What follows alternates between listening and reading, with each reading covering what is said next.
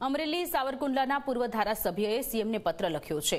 પ્રતાપ દુધાતે કૃષિ રાહત પેકેજ જાહેર કરવા બાબતે પત્ર લખ્યો છે। વર્ષ 2024માં ભારે વરસાદને કારણે કપાસ અને મગફળીના પાકને નુકસાન થયું હતું। નુકસાનનું વળતર આપવામાં આવે તેવો પત્રમાં ઉલ્લેખ કરવામાં આવ્યો છે। 2 દિવસ પહેલા આપે જે પેકેજ જાહેરાત કપાસના વાવેતરને વળતર આપવાની વાત કરી છે, તો હું આ પ્રેસ મારફત આપને એક વિનંતી કરવા માંગુ છું ને કહેવા માંગુ છું। 2024ની અંદર આ વિસ્તારની અંદર ફક્ત કપાસનું વાવેતર નહીં પણ અન્ય પણ પાકોના વાવેતર હતા। તલ, સિંગ, કઠોળ અને બધા જ એરડાથી લઈને વાવેતરોને નુકસાન થયું હતું।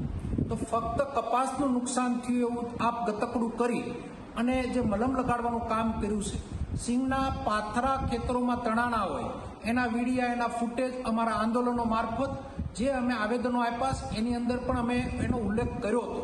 તો આવનાર દિવસોમાં સિંગ અને અન્ય પાકોના વાવેતરને પણ તમારે વળતર આપવું જોઈએ